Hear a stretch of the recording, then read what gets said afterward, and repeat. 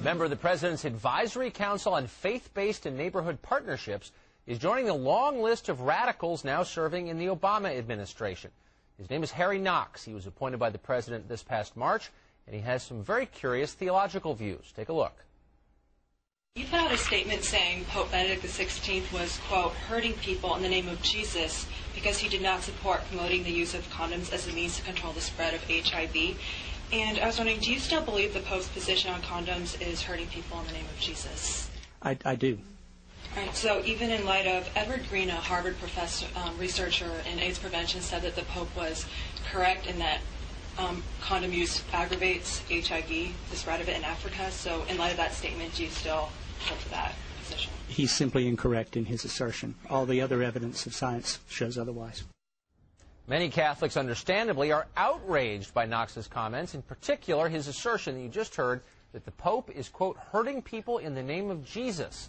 Well, a coalition of Catholic leaders have signed an open letter to the President demanding he fire Knox.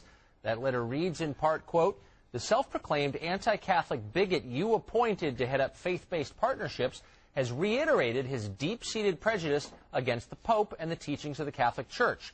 And your failure to remove him from office speaks volumes about how much you really value respect for diversity and religious differences.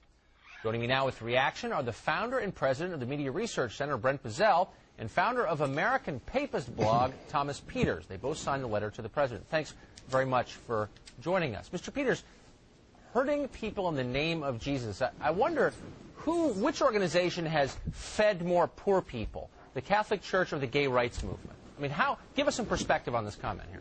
Well, it's an excellent point. I mean, the Catholic Church is one of the world's largest charities. And so for, Knox to say that the Pope is killing people in the name of Jesus is not only wrong, but it's outrageously wrong. And it's not the first time he said it either. So we're really kind of at the end of the rope on this one. So, Brent Bozell, give us a little perspective on Mr. Knox. Is this an isolated case? Maybe he had a couple cocktails, lost control of himself, said something he didn't really mean, or is there a history of this? Yeah, I wish it was, Tucker. Then that's a good point. If somebody says something off the cuff and he wanted to retract it, and that's what the reporter was asking, do you want to retract this? This is a man who is, make it clear, he's an activist with the Human Rights Campaign. He's an activist homosexual who hates the Catholic Church. He's an anti-Catholic bigot. He has a long history of making these kind of comments. That's not the only thing this man has said. He has said the Catholic Church is guilty of behavior that is immoral and insulting to Jesus. So he's not only insulted the Holy Father, he's insulted the Catholic Church. He has said of the Catholic Church that it sends a message that violence and human rights abuses against lesbians and gays and bisexuals and transgenders people is acceptable. He has called the Knights of Columbus the foot soldiers in the discredited army of oppression. This man is an anti-Catholic bigot. What in the world is he doing sitting at the advisory council of a faith-based initiative on neighborhood partnerships? Well, that's a great question. Thomas Peters, maybe you can answer that question. This doesn't really add up. I mean, here you have a president whose whole reason for being is uniting America, seeking out our commonalities, bringing us together, not dividing us. Has he really appointed this guy to a panel? Well, Tucker, you make the exact point that I would make here. If you look at the mission of the Faith-Based Council, it's supposed to bring people of different faiths together for community service. Well, I can tell you, if you walk into, a Bible study and you point to someone and say, your leader is killing people in the name of Jesus, that's the worst thing in the world to do if you're trying to actually bring people together. And so this is a situation where, in this case, Obama should lead by example and kick people out of his administration who are engaging in exactly the sort of divisive, wrong language that he condemns other people for. Well, so I think wonder this is an easy case. Why not bring in the... Tucker, why not bring in the KKK, too? They hate Catholics, too. I mean, this man is an anti-Catholic bigot. Look, people need to speak out against this. This is the people's house. And when the people's house is abused this way, people have to speak up. There's a petition out there. I'm not the originator of it. It's www.stmichaelsociety.com. People need to sign up on it and tell the president you don't have anti-Catholic, anti-Christian bigots on these councils. Take this man off. But you both know people get away with this. I mean, if you got up and attacked a Jewish leader or a Hindu leader, maybe even the leader of the Episcopal Church, of which I'm a member,